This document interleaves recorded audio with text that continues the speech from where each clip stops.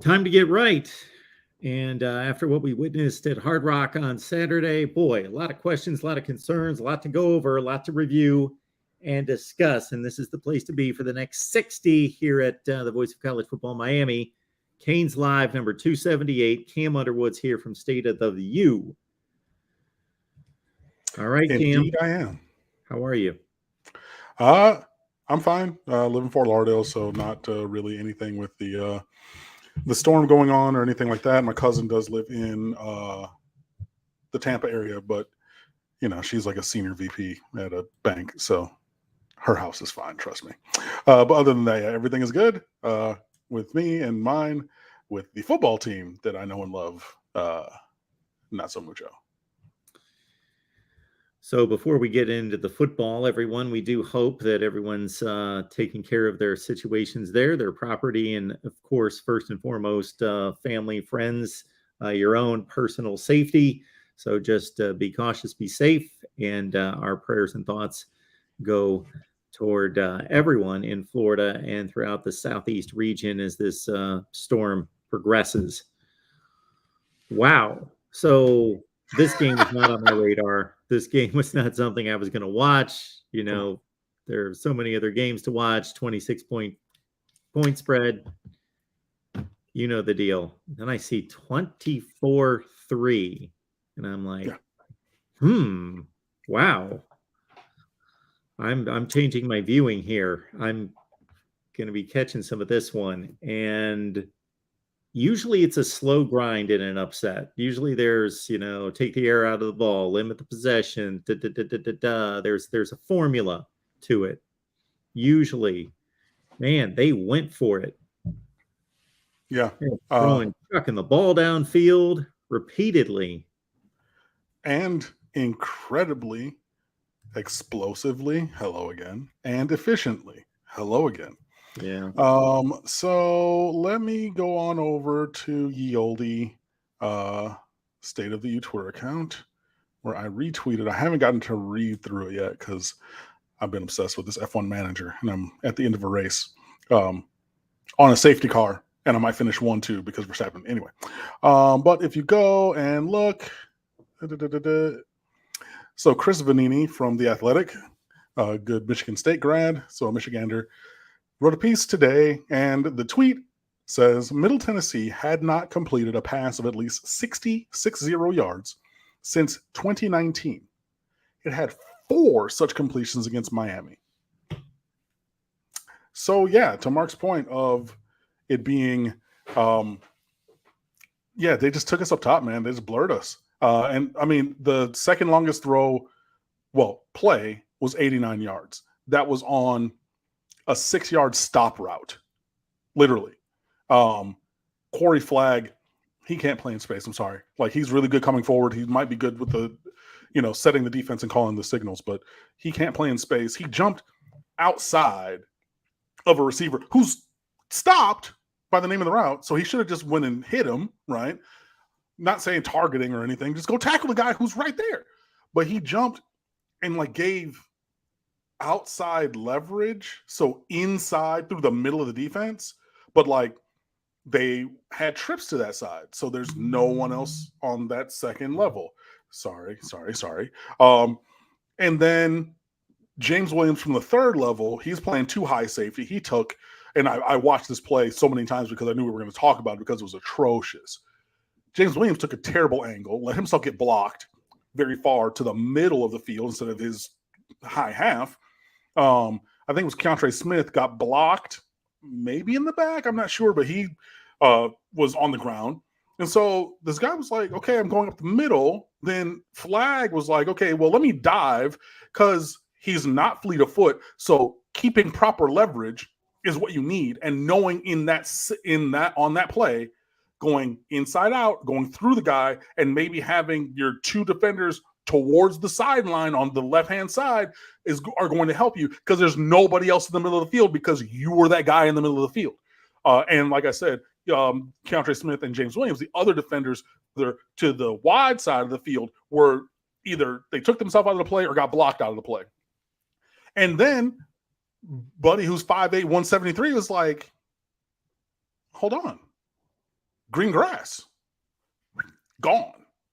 Luckily, Tyreek Stevenson played with great effort and finished his pursuit drill on an angle from who knows how far away, to go track that guy down. It was... Wow. Cam left us quickly there in the middle of breaking down a play. So we hope Cam jumps back in.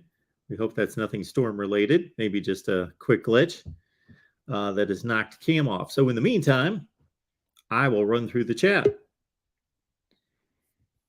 Here he is. I'm sorry. I went to go maximize my screen and I clicked another button and it took me to a different tab. So sorry, I'm back. Like I was saying, they just hit haymaker after haymaker after haymaker. I don't want to hear about DJ Ivy anymore, because on that 98-yard touchdown, you're lined up almost on the far outside, not even the hash mark, but the tick marks up the sideline. The guy goes like he's going to go out to the sideline. His toes are almost on the sideline. If you're that far outside, where's the one place that you can go and still be eligible? The one place. The other 53 yards wide. But DJ turned and put his back. It's like he's trying to run him out. Didn't get a hand on him. That kid is still running that 98-yard touchdown. Go back and watch it. Never got touched. Not off the line, not off the move, nothing. I would have rather he fucking tackled him for 15 yards. I mean, a pass interference. Like, just go tackle the kid, right? But no, took him up top. I don't want to hear about press man. I don't want to hear about DJ Ivy. I don't want to hear about it, right? I don't want to hear, oh, they went up tempo on the 60 whatever yard touchdown. You have Tyreek Stevenson to the bottom of the screen over the number 1. So that's his man, whether you're playing man or zone, because zone is man until it's not, right? So he's over the number 1 receiver, the furthest outside receiver. That's his guy. The next guy inside is the number 2 receiver, because you number them from the sideline to the middle of the formation. So Tyreek Stevenson, whether he's playing man or zone, it doesn't matter. It doesn't matter, because zone is man until it's not. You got the number 1. That means the next guy inside is number 2. The next defender inside to Corey Couch. That's your guy, right? Again, zone is man until it's not, which means if he comes at you, you need to carry that guy. Why? Because Tyreek is going to stay with the 1, who happened to be the running back that they flexed all the way outside. But if you're playing zone, even if you're playing quarters, he gets 1, you get 2, and you run with your man, right? That's what you do. Because he's not saying, hey, Cam, over the top. No, okay, we're going to run it. No. Even if you're running that, fine. But then you stop your feet and you're looking at the 1 as the number 2 inside nickel defender for who, for what, for why. What are you doing? What are you doing? Because the quarterback saw that and said, oh, boop, out of there. And again, another play where Tyreek Stevenson played with great effort, but he's not the fastest, and he almost got the kid by the ankle, but couldn't.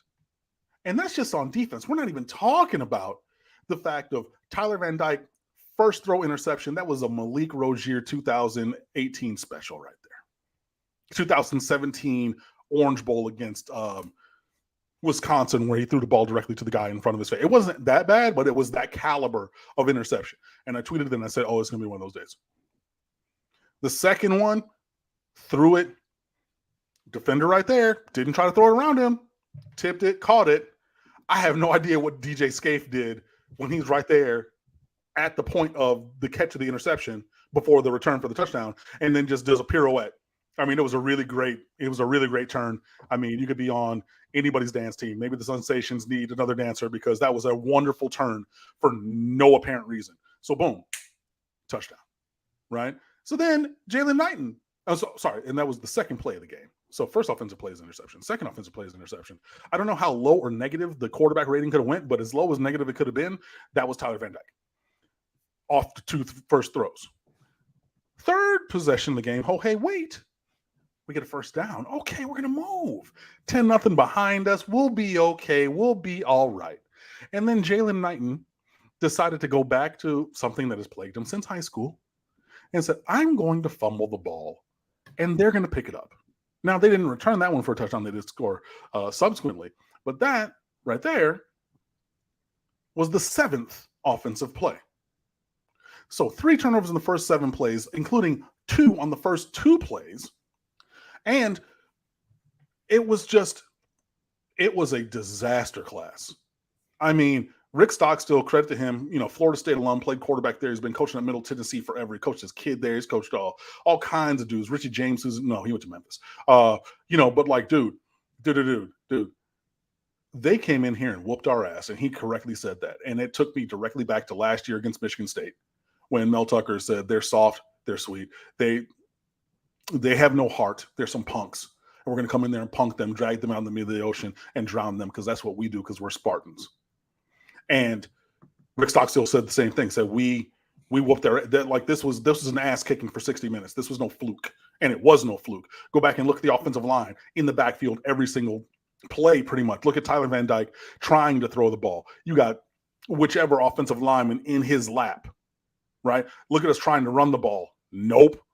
I think it was 3.6 yards per carry without sacks, 1.8 including sacks, right, as rush yardage. Look at them on offense. Now we did get some penetration in there, but then they're like, okay, well, we're going to hit them in the mouth. And they did in the run game, right? So their offensive line physical, their defensive line too physical for us. And then I say, hey, up top, I don't even know what the number is. It's in this good, the bad, the ugly. It was like 200. It was like almost 300 yards on 4 completions, I want to say. And the 5th, it was more than 200. I got to go look it up. It was it was so stupid. It was so stupid. Oh my goodness. And it was on 4 completions. The 5th explosive play completion they had was only 27 yards, something like that. Where's this piece? Hold on. I should have had this one at the top of my brain. I wrote it down. Go check it out. I had a birthday dinner for somebody, so I didn't post this until Sunday and everything, but it's in there. But where is Well, it? you see Where is 4 it? plays of at least 60, correct? Yeah, they had 4 throws of 60, and it was where is it? Where is it? Here we go. 327 on 4 completions, 351 on 5. So yeah, it was 28-yard game. Cool. So they averaged almost 82 yards of completion on the 4 big completions. This is a passing game that hasn't done that. Their quarterback had never averaged more than 9.5 yards per attempt. He averaged 16.3 per passing attempt, including the incompletions. Like, this is somebody who has never done this. Well, there was like one game, his redshirt freshman year, he had 2 completions. It was against the FCS team. One got loose for a touchdown, ended up being a huge thing. But I mean, it was only 2 throws. So like, that's an outlier to the aggregate. But if you look at every single, and this kid, the quarterback was a former walk-on, right? But if you look at all of this, like, it was an incredible failure on Miami's part. And just, it was the, number 600 qualifier at Wimbledon or the US Open who says, hey, I'm going up against insert legend of the game here. I'm hitting all big forehands, all big serves, any big backhand running ball. I don't care. I'm going for it. And if the shot drops, I'm winning. And if it doesn't drop, okay, well, then I was expected to lose anyway. But like, I'm going for every big shot possible. And they did. And they hit them again and again and again. And didn't shit change all damn day. It was as sound and thorough an ass whooping as I've ever seen. And I mean, from like playing national championship Florida State, playing Clemson 58-0, Virginia 48-0, last game of the Orange Bowl. I mean, they whooped our ass up, down, back, around. And you could tell, like, they're like, okay, I'm gonna dap you up on the sideline, but this ain't nothing new. And the thing about it is, it was something new because they had never done that shit, and they got blown out by James Madison 44-7 2 weeks ago. Who's a good team? They got Todd Centeio, who was like a 2000. It's 2012. He's like 2016, 15 recruit, I want to say, from down here in South Florida. But like, I mean, this team, these are the kind of losses that we're not supposed to have.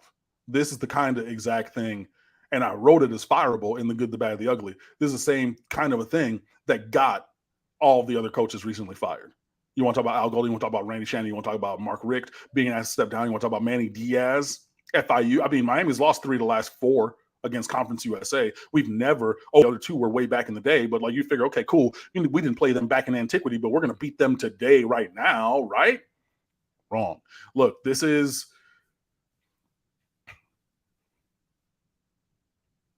something's wrong in the state of Denmark. I mean, this is real bad, horrible.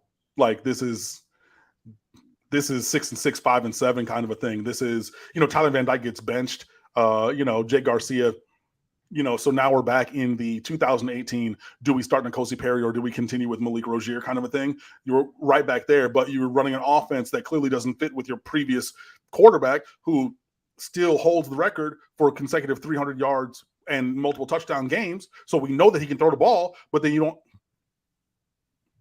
It was bad. I'm just rambling at this point. I don't even know what else to say. It was terrible. Yeah. It was so bad. It was so bad.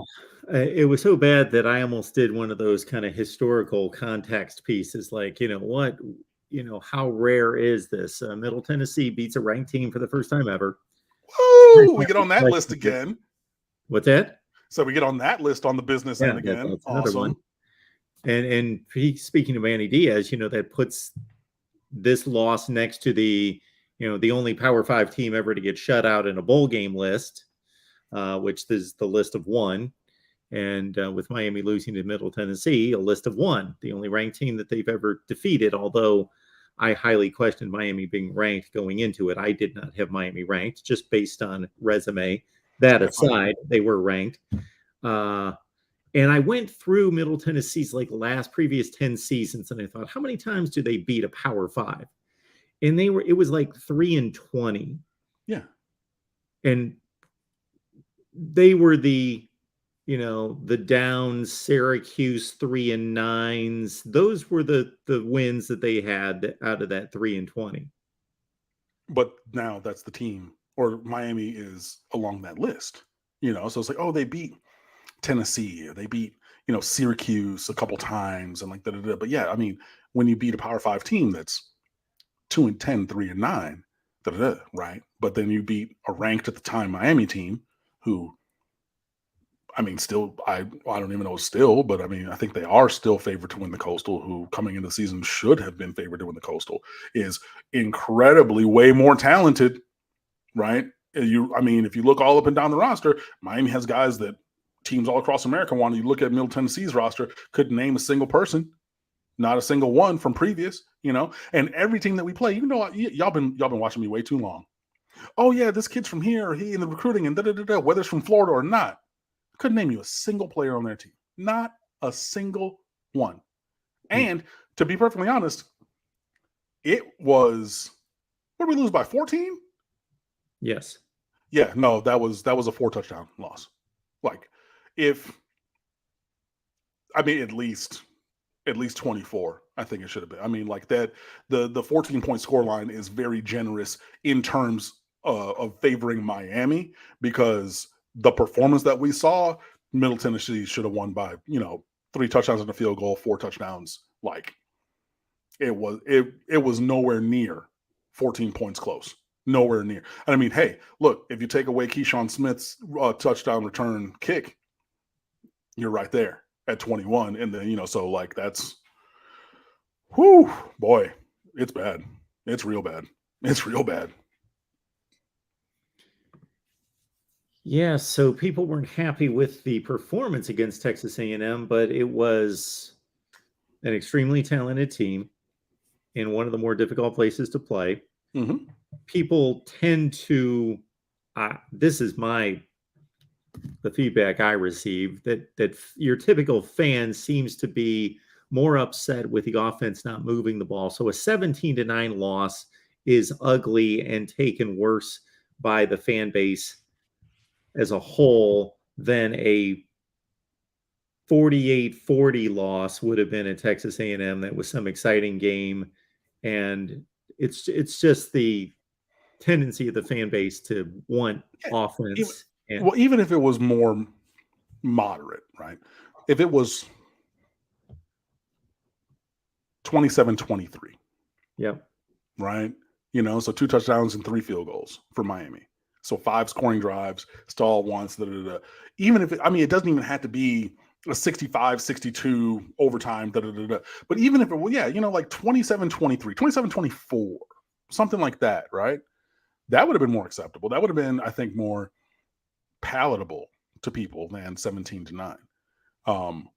But at least, I hate to be moral victory person, but against Texas A&M, they're an incredibly talented team that's got another 5-star defensive lineman. I guess they're going to run out 11 defensive linemen to commit today. David Hicks, number 1 player, their position. Yeah. So they're going to have all of them out there.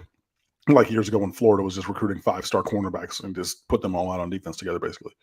But you run the ball well. It's almost 5 yards a carry, so it's, and on some levels, proof of concept. Now, you need to connect in the passing game. You need to not get balls batted down. You need to not drop balls. You need to, not muff a punt that literally lost you the game.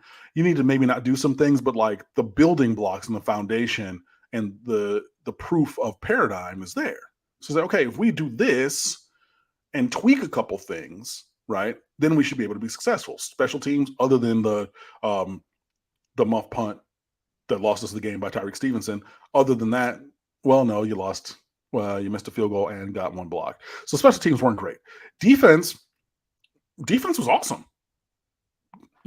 Offense was very efficient. You're moving the ball, you run the ball, you're being physical and things. You just need a little bit more in the passing game. So you say, okay, if this is who we're going to be, and that's the seed of our season, and it grows into the tree of success, wonderful. But then you come out and do this, and I don't even know if this qualifies as being square one. We're back to day 0.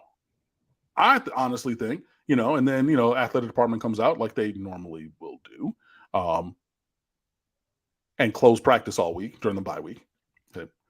And there's no availability. There's no Monday after presser. Mario's not going on the radio show on Monday. We'll see y'all in October. Thanks. All right. But it needs to be that, honestly. I don't even know if it needs to be that, but whatever's happening, whether you talk to us or whether you don't, we're going to talk about it, and there's something needs to change. But it's just, okay, look, okay, segment.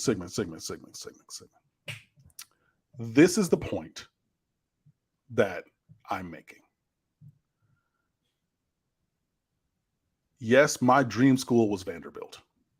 Okay. To compare Vanderbilt and Miami in terms of football just shows how far the mighty have fallen to even have Miami's name uttered in that sentence. So they beat Vanderbilt twice. Cam, the statement you're responding to isn't even accurate. So that's why we have to fact check here. Okay. So typically I'm able to fact check based on memory, but admittedly so, I'm not keeping track of the Vanderbilt Middle Tennessee games throughout history.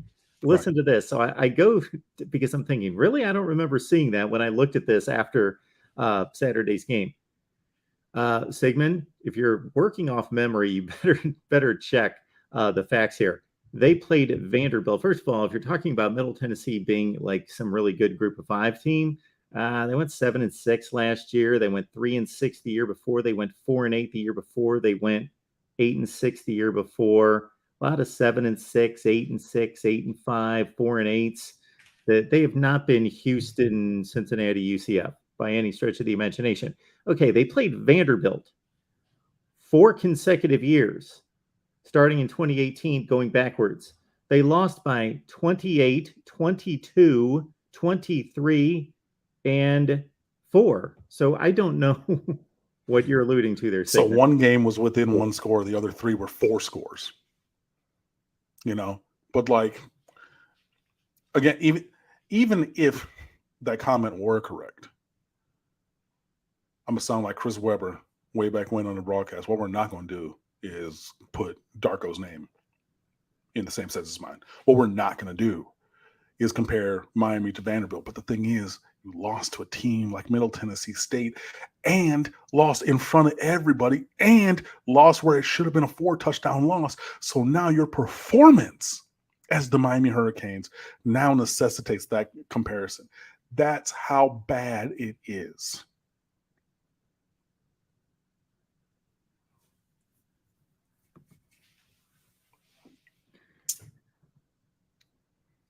That's only posted because it promotes my Patreon. So join us on Discord. You can sign up on Patreon, Mark Rogers TV, talk trash, talk college football all the time. Yeah. Okay. Wow. Yeah. Wow. Exactly. I mean, it's everything that I've seen. It's everything that I'm like thinking about writing. You know, with people, this offense is terrible. Like, honestly, I might pull a gag with a piece, maybe, but we're right back where we were, and Cristobal wants to be Alabama, right? He wants to run that program. He brought in Feld, who he met there and worked with there and everything.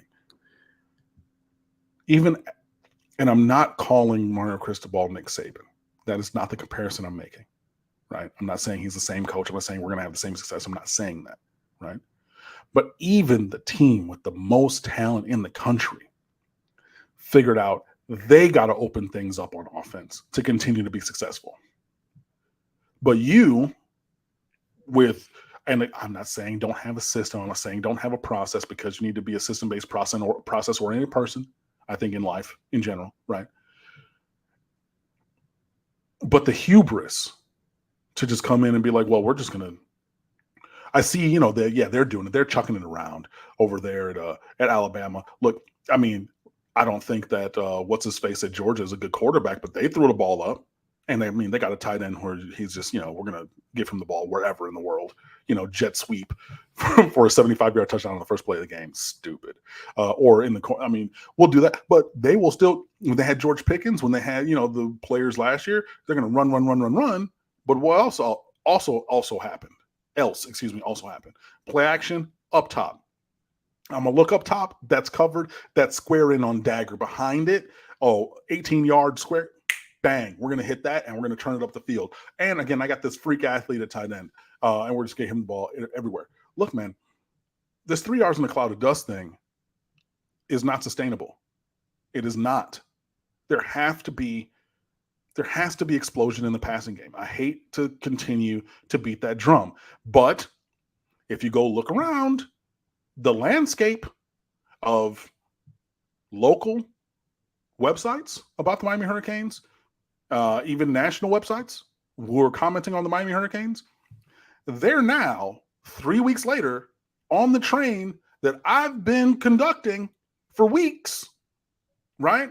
About there not being any explosive plays. What happened to the big play offense at one side? Oh, well, look, I've been here, and you guys were with me, and I tried to, and even in the comments, people say, oh, it's early, it's going to change. Is it? And actually, it did change, because I'm going to go to my secret stat page right now that I got from a super secret source. And Miami's explosiveness on offense is now exponentially worse than it was when I first brought this to you.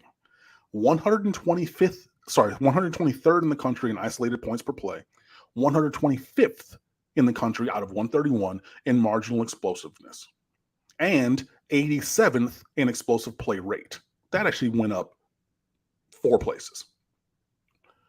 But the even worse part, dear listener, the defensive numbers, on the contrary of what we're allowing, are now through the roof in the bad way.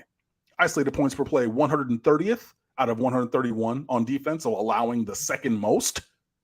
And marginal explosiveness, 131 out of 131, dead ass butt naked last in America in allowing explosive or marginal explosiveness, and 104th in explosive play rate allowed in the country out of 131 teams. So basically what I'm saying to you is the defense felt some kind of way that I was looking at the offense's failings of producing explosive plays, and they said, hold my beer, I'm going to one-up you, and we're going to be the next to worst and outright worst in those things on the defensive side. So now you can look it over here. So we're not producing explosive plays on offense, and we're giving up the most explosiveness to opposing offenses of anybody in the country. Bro, what are we doing? What are we doing? Michigan lost to App State. Yeah, but that I would definitely give you that App State was better in 2007 than Middle Tennessee is this year. Bama had a bad loss in Nick's first year. Everybody who says that, are you really honestly and truly sitting here right now and you're going to claim these two things? Number one, we're going to have the number one recruiting class in America, which is what Nick Saban had. And we're going to stack those classes next year, the year after, the year after, the year after, which he did. And we're not going to ever lose one of those games again. And like I said, we're going to update the paradigm. We're going to look at the performance and say, no, the process needs to change. And then we're going to make the updates to the offense that are needed and preceded the success, or went hand in hand with the success that Nick Saban saw, is seeing, and probably will continue to see at Alabama. Are you saying all three of those things when you make that analogy? Because if you're not saying all three of those things when you're making that analogy, then you can shove it. Because all three of those things are necessary components of the success and the path forward. Are you listening to me? So, with all the fanfare with Mario taking over this program and mostly optimistic and complimentary talk here, but with a discerning eye to what was accomplished, but also what were the shortcomings at Oregon in particular, I'll give you this. That I believe if we went through most of the top coaches in the country, both that are active and thinking of one in particular that recent, but others recent coaches, even without, you need players to win, of course, but even without the players that they eventually bring in, most really good coaches, as soon as they step on campus, work through an off season, even with the players that they inherit, usually the really good ones just make that team better. Yep. Just by sheer gravity, presence, whatever. Yeah. Yes, gravity, presence, inspiration, tightening up processes, kicking their staff's rear ends to say, make these guys better. I know that this guy doesn't run as fast as the guy we're going to recruit next year, but we're going to squeeze them dry. Right, but what can he do now? You know, what can this guy do? He's not your 5-tool player in baseball. Run, hit for power, field throw. He's not all 5, right? But he can do 3 of those things. And I got another guy in the room who can do 3 things with only 1 item of overlap. So if I need 1, 2, and 3, I'm going to Dre. If I need 2, 4, and 5, I'm going to, Deshaun.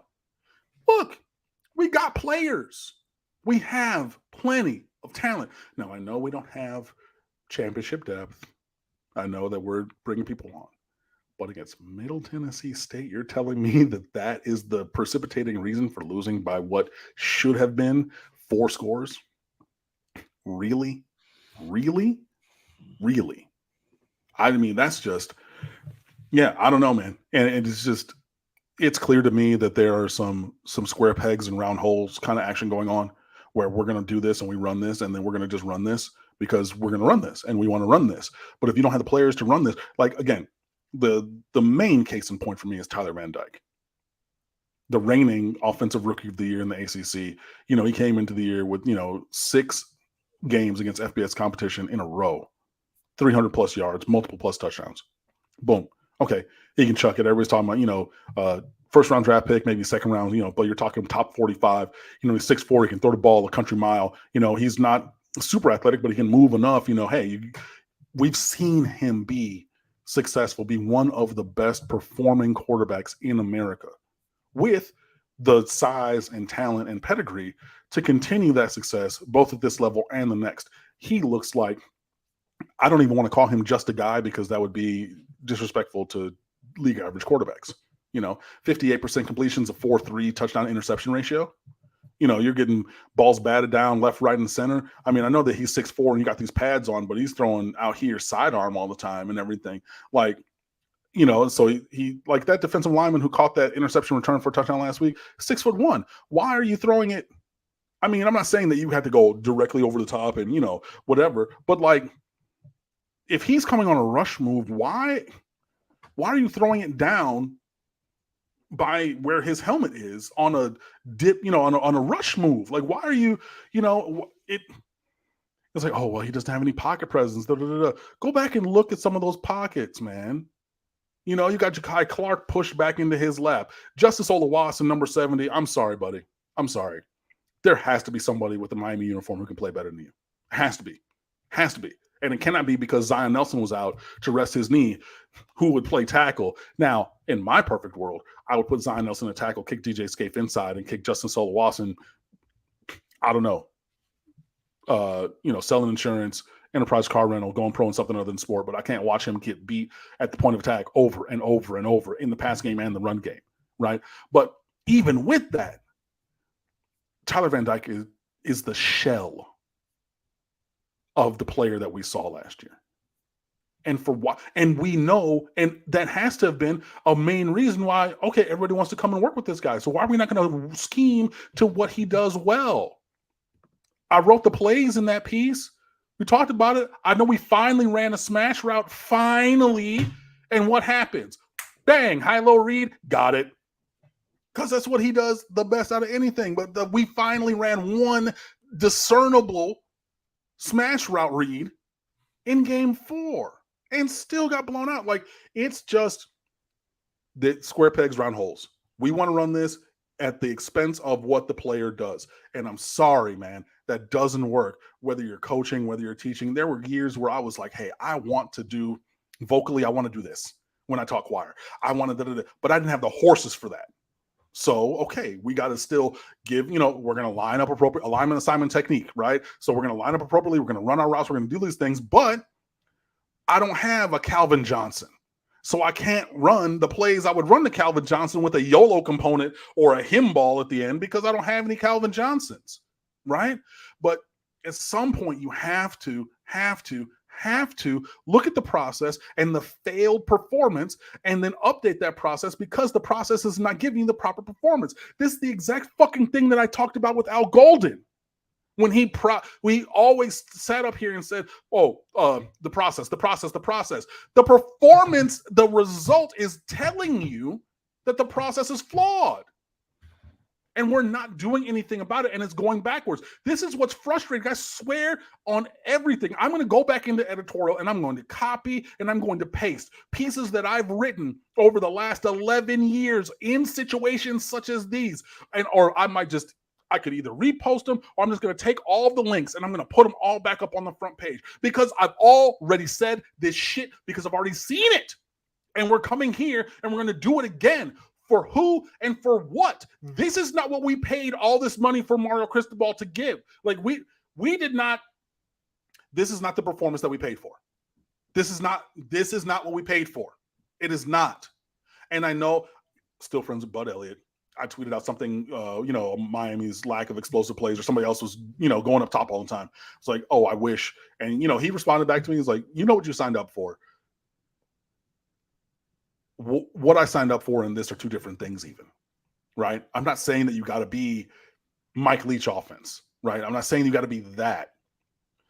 But overall, right, Mario Cristobal won the Pac-12 North the last 3 years running. He won 2 Rose Bowls ahead or behind those, and then he got the Pac-12 championship game. Okay, they got punched in the mouth last year because it was a mismatch against Oklahoma or Utah. And sometimes that happens where a rival has your number.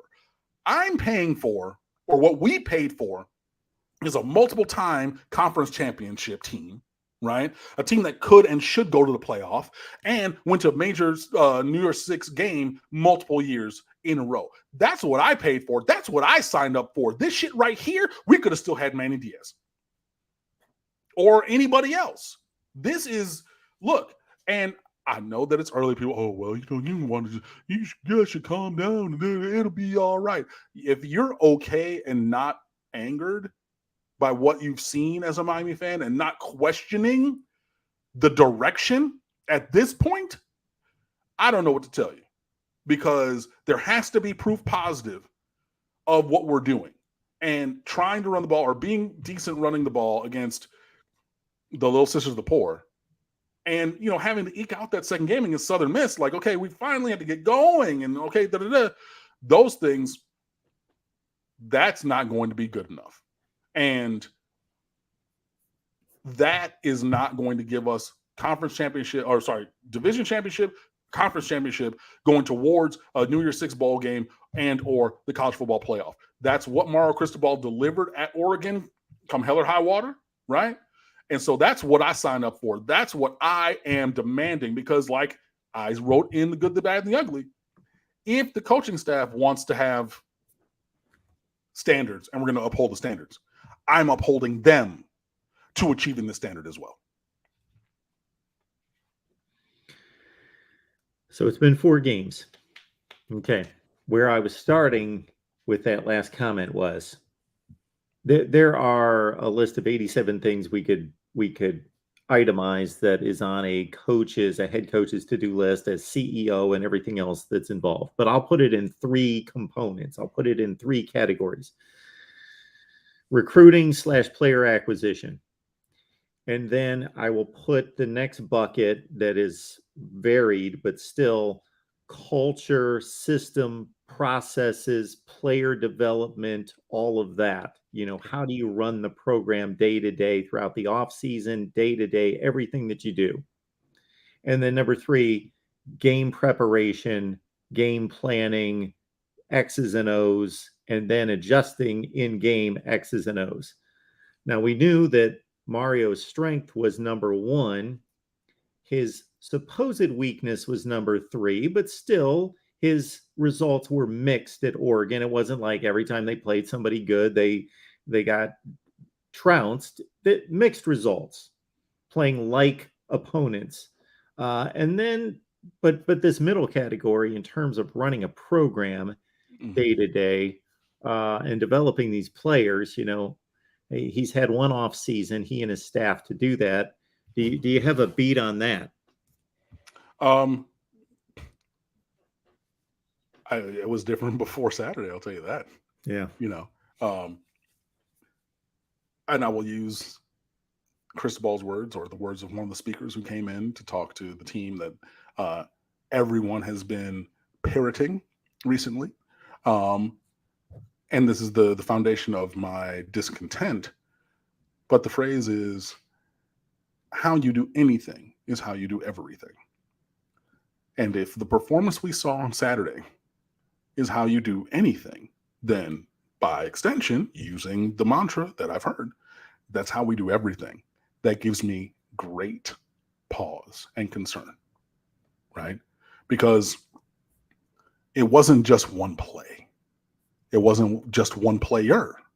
It wasn't just one anything. Because, and as they proved, how they did anything was how they did everything, and everything was terrible. So, if that's emblematic of the system or the whole scale structure of the program at this point, that gives me great pause, because, that's all. And the whole year he's talking about, oh, this is going well, and everybody's bought in, and this is what we're doing, and one mind, one band, one sound, going back to drumline kind of a thing, like how we do everything, or anything's how we do everything, everybody's together, but then you do that, and that performance makes me question everything that you are doing holistically as a program. So again, if you had to ask me this last week, even coming off of the Texas A&M loss, I would have said something different. I would have had a different viewpoint. But with another data point and another legendarily horrible performance to add into that evaluation, what I thought I was going to say is different now. And it's a data point that's telling, because Miami, had they won that game 31-14, or as a 26-point favorite, won by 26 points, 43-17, let's say, then we're probably saying, good performance. That's what they're supposed to do. We really don't know much. We got to see the Florida State game. We got to see the Clemson. We got to see these other opponents. Or if they go out there and they win that game 52-0, we're saying again, the opponent, but they do what great football teams do. They go out there and just lay waste. Look at Michigan's first 3 games against Connecticut, Hawaii, and Colorado. 59-0. Every game's just annihilate them. Yeah. But this is what the data point is. Like, this data point is a exclamation mark, exclamation mark, exclamation mark data point. Yeah, circled, underlined, highlight, all that kind of stuff. You know. But yeah, I mean, every game, really, if you go back and look, every game Miami's underperformed expectations, I would say. All 4 games so far. Now, 2 of them were wins, and I was still looking with a critical eye. It felt good. I mean, look, I'm not going to ever shade a win, but there were still things to work on, even against Southern Miss. You lose a close game to a talented, even though they're not that great, Texas A&M team, but you lose it close. You lose by 1 score on the road. You can get positives from there. But no, there's not been a game where Miami has performed well this season at all, and that. So I mean, as I'm thinking about it, after that answer, like, not only should the Middle Tennessee State game give you pause, but all the performance this entire season should really. I mean, you look back against Bethune, like, oh well, they put up some points and they moved around and they did it. Well, 77-0 to against FAMU, or 77-7 against Savannah State, or things like that. That was not what we saw, the kind of dominance that was seen against Bethune-Cookman at all. Southern Miss, that game was way more competitive than you would have liked. You lost a very winnable game at Texas A&M, so underperformed there. So that's 3 for 3. And I mean, I'm sorry, breaking news: Middle Tennessee just scored again, another 85-yard touchdown.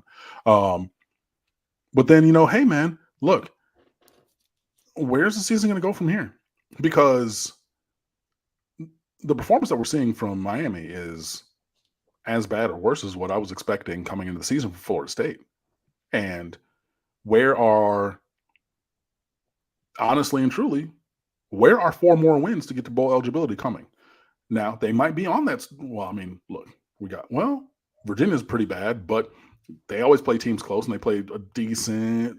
I would say Syracuse is better than us, but they played them tight, right? Duke lost a shootout to Kansas as 2 undefeated teams. Yeah, take that in real quick. But hey, if they're moving the ball through the air, right? North Carolina, they were throwing the ball all around the yard in 2019, and they just decided, and they looked on film and saw the same thing that Middle Tennessee State saw, except for they went the other way and said, oh, we're going to run it over and over and over. And they're still running from that game. Who knows? They got Drake May in there, and he's throwing for 8 million yards. But you can't even assume that, because when they had Sam Howell trying to get him to be a first-round draft pick, trying to get him towards the Heisman, he only threw the ball 18 times that game because they just pounded that rock. So, and they're coming in here next weekend, and that's a team that we've struggled with, home and road recently.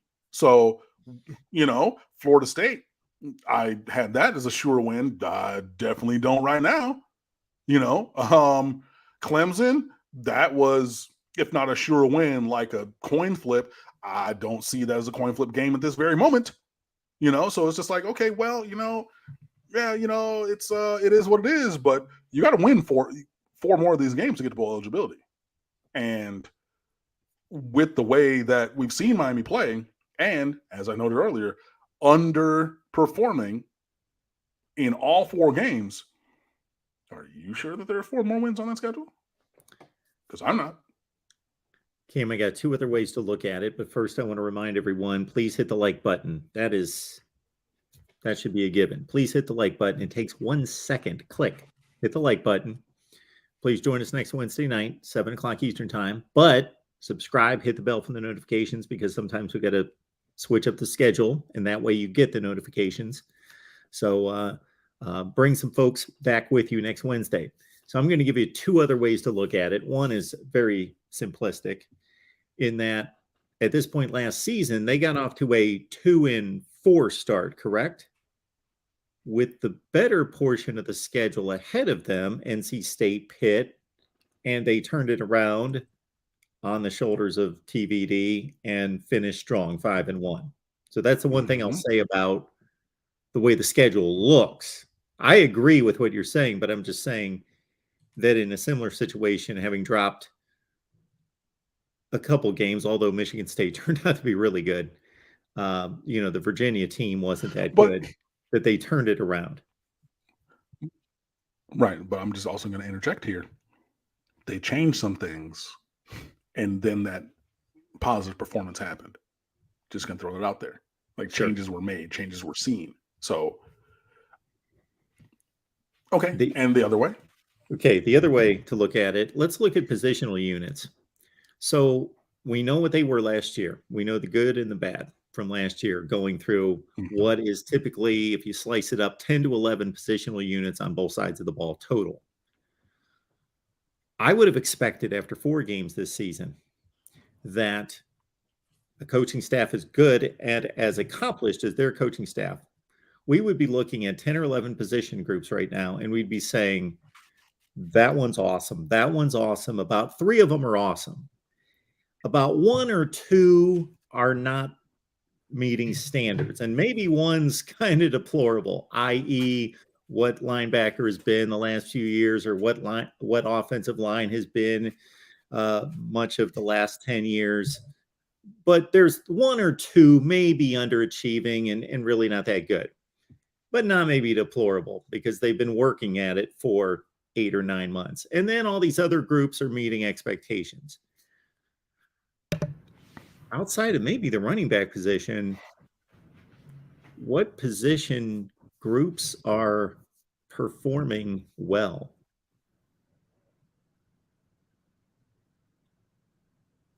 Safety, at least with the top group.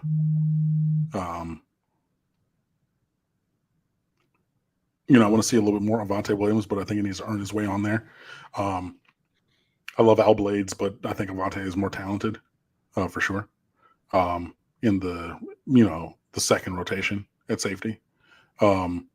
James Williams is a stud. Cam Kinchins is probably the best of them right now. I think that, he's playing really, really, really, really, really great football. Cam Kinchins, James Williams also. But yeah, I would say that, and tight end has been abysmal. I'm ready for Will Mallory to leave so he can get focused on other players because, 5-6 years in, you are who you are. Your potential and, pedigree and everything matters, but so much. Like, you're a dude, just a regular old guy. And that's fine. That's fine, but like, yeah, wide receiver, no. Offensive line, there's a couple guys playing well, but not as a unit. Quarterback, Jake Garcia over Tyler Van Dyke. And for me, at this point, I'm making the switch. But, hey. But that's about it, honestly. Defensive line's been good. I'll give defensive line and safeties. Cornerbacks have been hit or miss, lots of misses, especially in this last game. Linebacker, the play has just been atrocious. Atrocious. It's been so bad. And Corey Flagg, I did give him credit in a couple of games, but he was going forward, leading the team in tackles. And so I'm not going to say that he's not doing something, but against a team that's going to spread you out, where he has to play in any kind of space. I'm sorry, no. Wayne Mansteed, same, and I forget who it was, but somebody asked after the second game to Kevin Steele, what would be the possibility of playing like Caleb Johnson from UCLA, the transfer, if playing him in Flag at the same time, because Johnson does have that athleticism to kind of cover for some of Flag's shortcomings.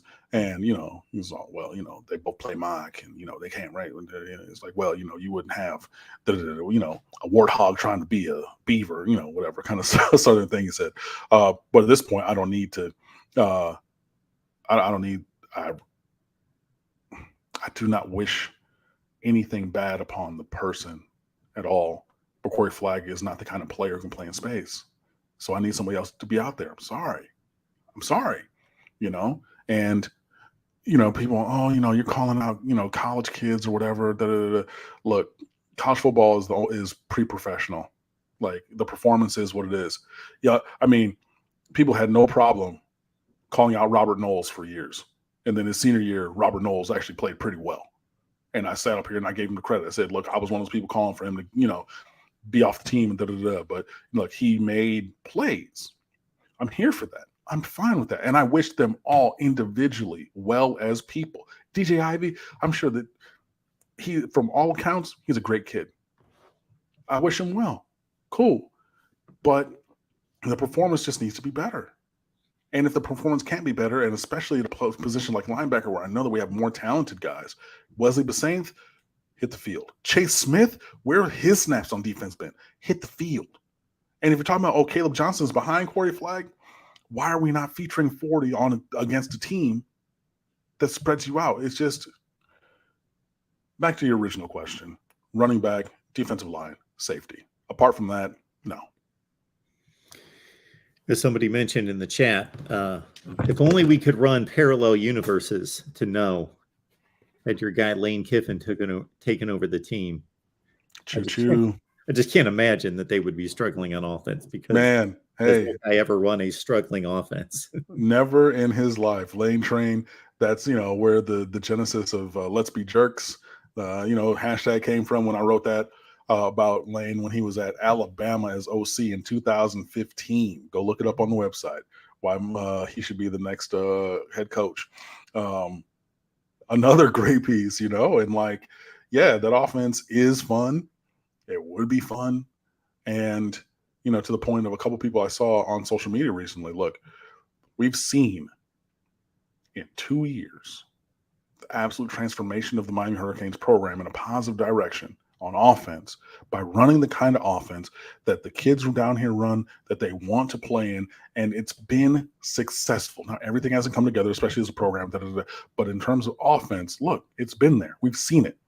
And then we decided to go back to 1993. Even Oregon wasn't this pedantic on offense.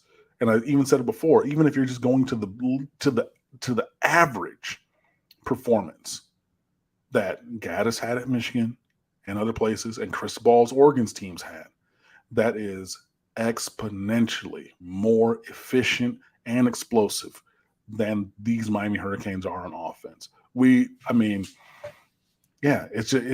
not rocket science, and it's just going to have to take some humility of, look, I wanted to do it like this, but I'm seeing that we're not getting the positive results, so we're going to have to change it up. And that is where I'm saying he needs to learn from his mentor, or one of the mentors, Saban, and say, look, I know I want to do bully ball. And when the game gets tight, having the ability to lean on somebody, sure. 2nd and 3, run it for a first down. I'm with it. But look at how Alabama throws that ball around. Look at Georgia. Look at Clemson. Look at O State. Look at everybody at the top of the sport. Nobody is running this kind of offense with success because it's been schemed out of the game of football in its current iteration. So how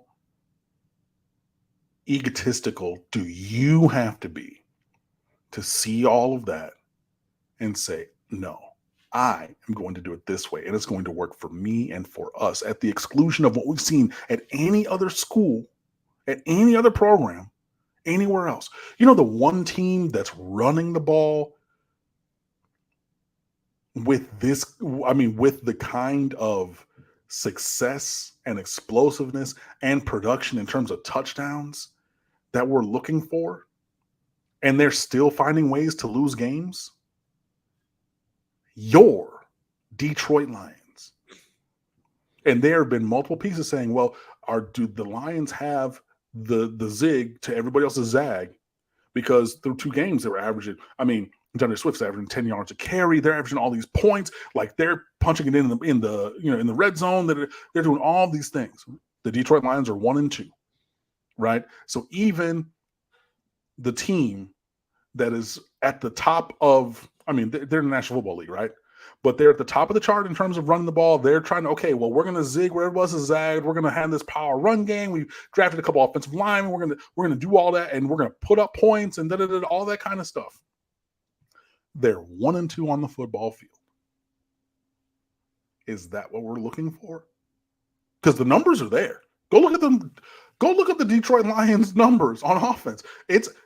And I know I'm the only one still holding on to the dream of being a Lions fan, because I grew up there and I watched Barry Sanders when I was like 8 years old and set, right? Cool, fine. Go look at the numbers. The numbers are there, but again, the wins are not. Say, oh, well, that's just the Detroit Lions. And right now, losing a game the way that we did, that's just the Miami Hurricanes. And there's a direct analogy that you don't want to be a part of.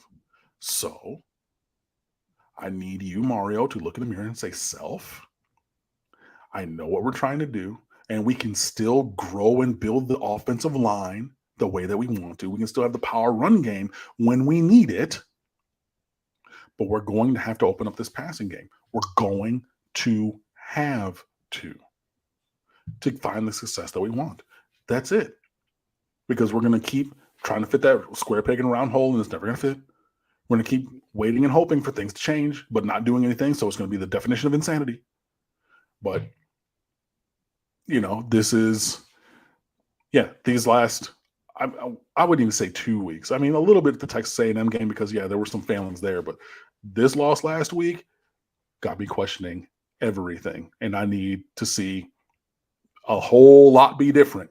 A whole lot be different because you've already squandered what should have been a 10-win season. So, because I'm not of the mindset that we're not going to lose again, because that, not with what I've seen, you got to prove it to me. Sorry, buddy. It almost seems like the Mark Richt tenure all over again, except for immediately saying. Instead of 3 years into it. But again, Al Golden's tenure, Manny Diaz's tenure, Randy Shannon's tenure. You can go back and look at all of the last 4 coaches and see it going in the same way. But to your point, it's gotten there after 4 games against Middle Tennessee. I mean, come on, bro. And them doing something they haven't done, since 2019, and who knows when since before that. You know what I mean? When you're always setting somebody's record, when you're always in somebody else's highlight, right? FIU, Clemson had never beaten a team. Well, I think they did way, way, way back in antiquity, but you know what I mean? Like when you're always on the Summer Jam screen while somebody else is celebrating, those North Carolina teams, the Marquise Williams with the 48 points or whatever, throwing the U down back in 2016, whatever that was, up there in Chapel Hill. But we're always, you can go back, USF, Randy Shannon's last game. Now, I know that was a close game, but still, we can go back and look. And in the background of another smaller team, a team who should not really be on par level with Miami. While they're celebrating, there's orange and green and white strewn about in the background. Could be somebody lying on the ground. Could be somebody just watching as a terrible Georgia Tech punter dimes them up the sideline. And I saw people who juxtaposed it. That was the same sideline that the punter threw was over DJ Ivey, was the same sideline he gave up the 98-yarder this week. Yep. So, but you can go back and look, and teams are getting so much and so much performance and so much success. The one team that hasn't gotten that signature moment against Miami, who gets it against everybody else? App State. We went up there, smacked them 48-10, and boom, bah. Yeah, we only beat them by 2 last year, but fine. But that was 28-26. That wasn't even like a real low-scoring game like they did at Texas A&M. But, again, we can go see App State's beating this team. App State's beating that team. They put up 60-something against Carolina. If anybody would have made a defensive play, either way, then, or for them, they would have won that game. The week before the Texas A&M game for them.